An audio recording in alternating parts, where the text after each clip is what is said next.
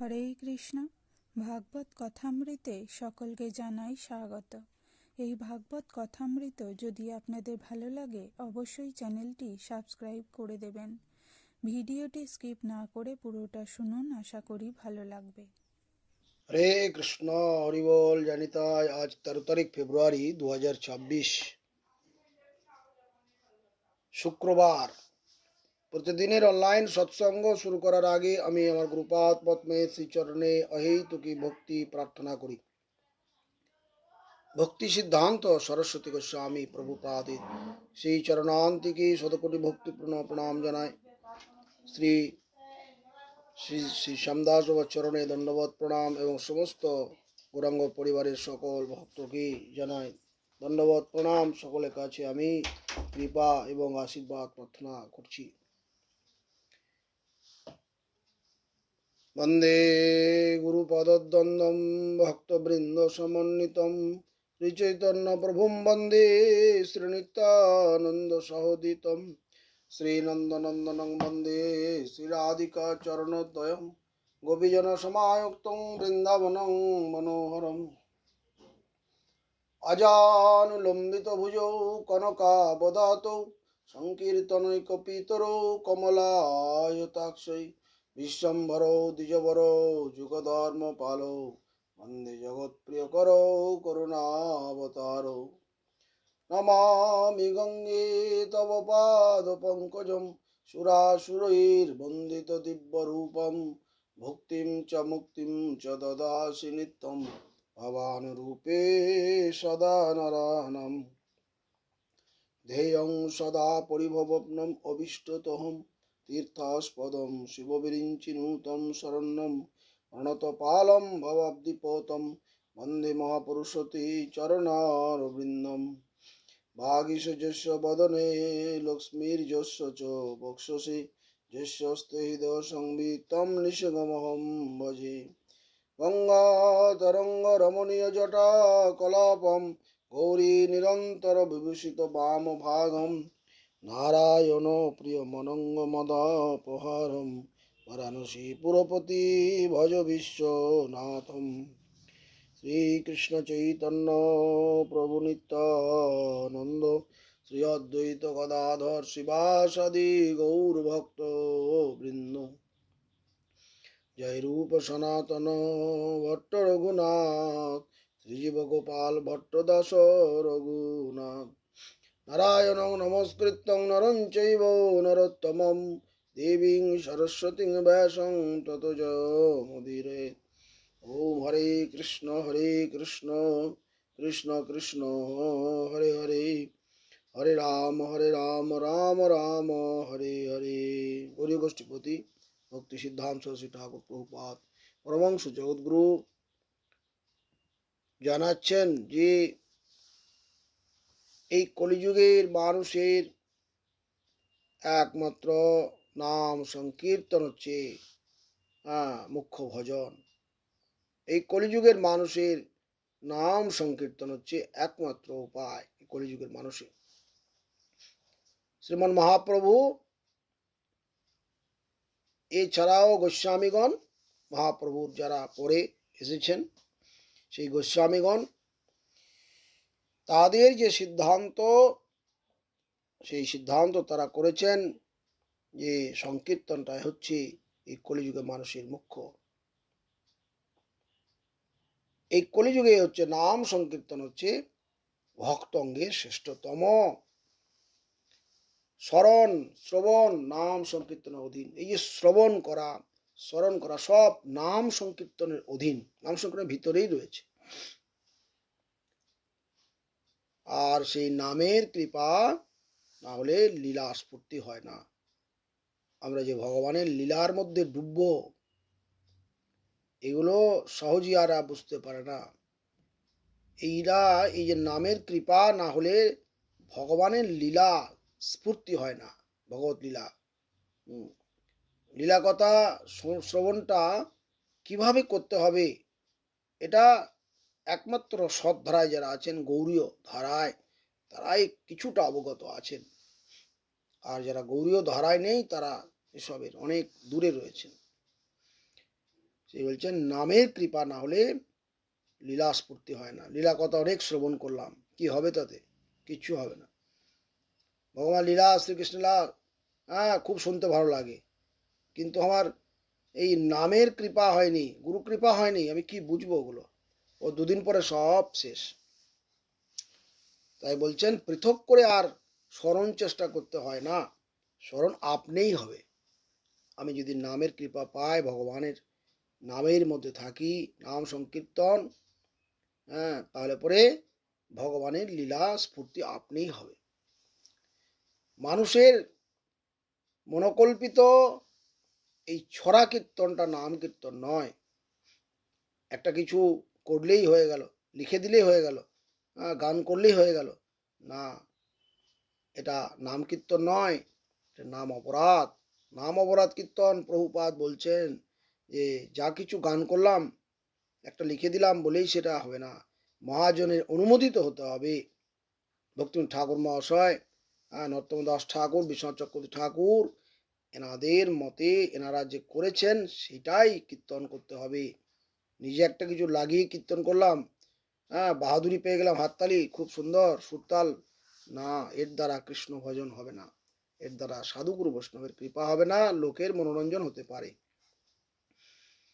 তাই বলছেন যে আত্মেন্দ্রিয় তর্পণ ভজনের নামে অপরাধ মাত্র। শ্রী চৈতন্য মুখোদ্গীর্ণ নাম সংকীর্তনই হচ্ছে ভজন।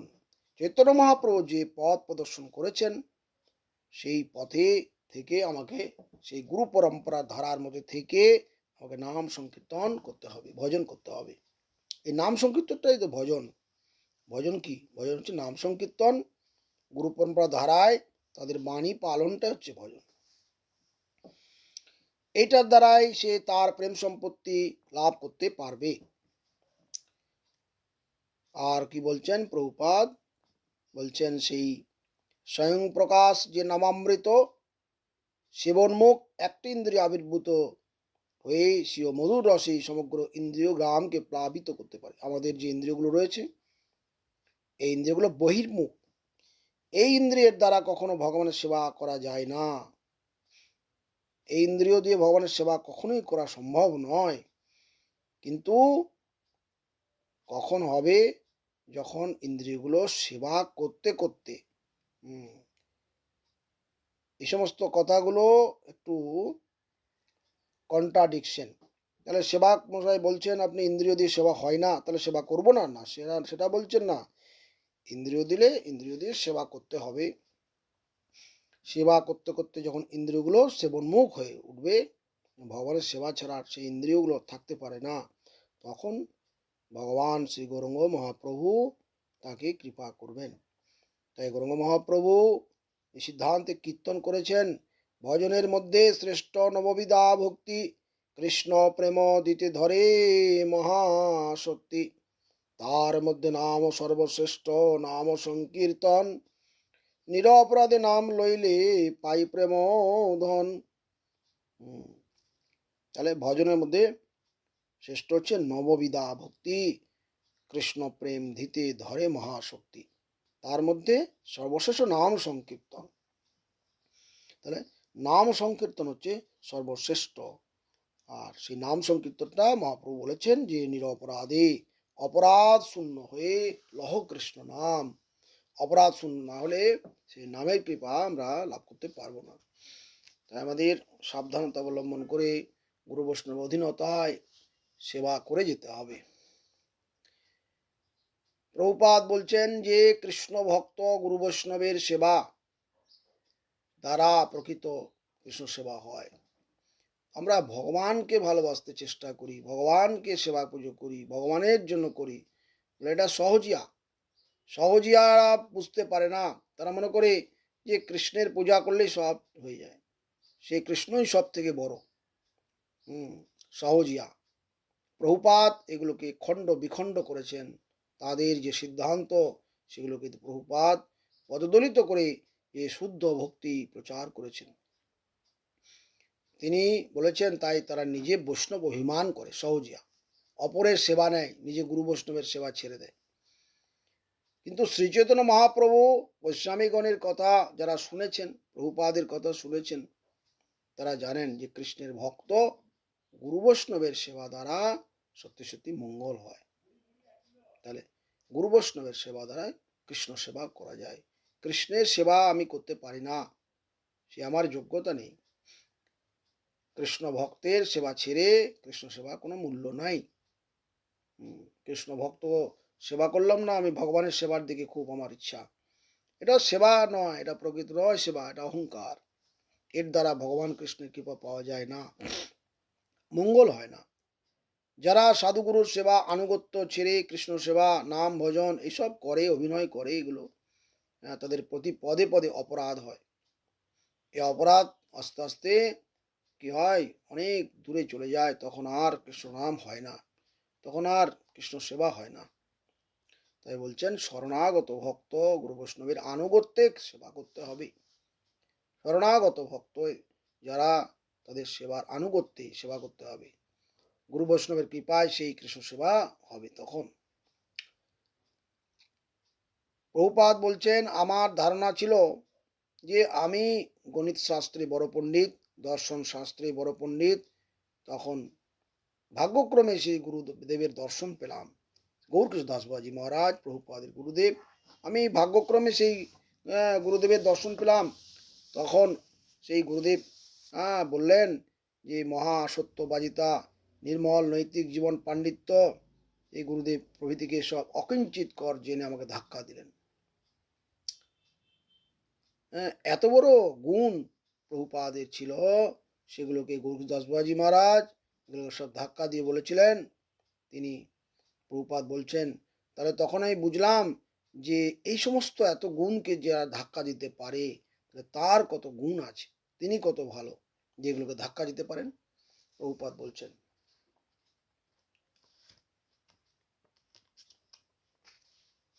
তখন প্রভুপাদ বলছেন যে আমার ন্যায়, আমি চিন্তা করলাম, আমার ন্যায় হীন ব্যক্তি, ঘৃণিত ব্যক্তি আর নাই, এটাই আমার স্বরূপ। কিন্তু আমরা তো এরকম ভাবতে পারি না। আমাদের ক্ষুদ্র যোগ্যতার মধ্যে আমরা নিজেকে অনেক বড় মনে করি। আমরা অনেক পণ্ডিত, অনেক কিছু জানি, বুঝি, অনেক সেবা করতে পারি, অনেক যোগ্যতা আছে, ইত্যাদি ইত্যাদি। আর প্রভুপাদ বলছেন, গৌরকৃষ্ণ দাসবাবাজি মহারাজ আমার গুরুদেব যখন বললেন এইসব তোমার, এগুলোর কোনো মূল্য নাই, তখন প্রভুপাদ বললেন যে আমি হীন ব্যক্তি, আমি ঘৃণিত ব্যক্তি, এটা আমার স্বরূপ। এইভাবে চিন্তা না করলে চৈতন্য মহাপ্রভু কৃপা হবে না। আমি যে পাণ্ডিত্য, নৈতিক চরিত্র এইসব লোভনীয় মনে করেছি, এই মহাত্মা সেসব বস্তুর কোনো মূল্য দিল না। তখন বুঝলাম যে ওই মহান ব্যক্তি কাছে কি অমূল্য জিনিস আছে। তখন বিচার করলাম যে তিনি অত্যন্ত দয়ালু, আর না হয় অহংকারী। তো এইভাবে প্রভুপাদ বলছেন আমি দিনহীনভাবে সেই গুরুদেবের কৃপা প্রার্থী হলাম। তখন ভগবত কৃপায় জানতে পারলাম যে তিনি একজন নিষ্কিঞ্চন মহাপুরুষ। সেই মহাপুরুষের কৃপা ছাড়া কোনো মঙ্গলের রাস্তা নাই। যখন আমার এরকম বুদ্ধি হলো, তখন গুরুদেবের অজস্র কৃপা আমি পেয়ে নিজেকে ধন্য মনে করলাম। সেটা প্রভুপাদ তার নিজের জীবনের কথা বলছেন। এভাবে আমি সেই উপকৃত হয়ে আমি সকলকে বলছি যে আমি সকলের চেয়ে পৃথিবীতে যত লোক আছে সবচেয়ে মূর্খ। তোমরা আমার মতো মূর্খ হয়ে যেও না, মেপে নেওয়ার মধ্যে থেকো না, বৈকুণ্ঠ কথার মধ্যে ঢোকো, খুব বড় লোক হয়ে যাবে। আমি ভগবত কৃপায় যাকে পরম মঙ্গল বুঝেছি, তোমাদেরকে সেই মঙ্গলের কথাই বলছি। তোমরা সেগুলো মনোযোগ সহকারে শ্রবণ করে নিজের জীবনে পালন করার চেষ্টা করো। বাঞ্ছা কল্পতরুশ্চ কৃপা সিন্ধুভ্যেব চ পতিতানাং পাবনেভ্যো বৈষ্ণবেভ্যো নমো নমঃ। হরে কৃষ্ণ, বহুত বহুত ধন্যবাদ। এই ভাগবত কথামৃত ভালো লাগলে অবশ্যই কমেন্টে জানাবেন।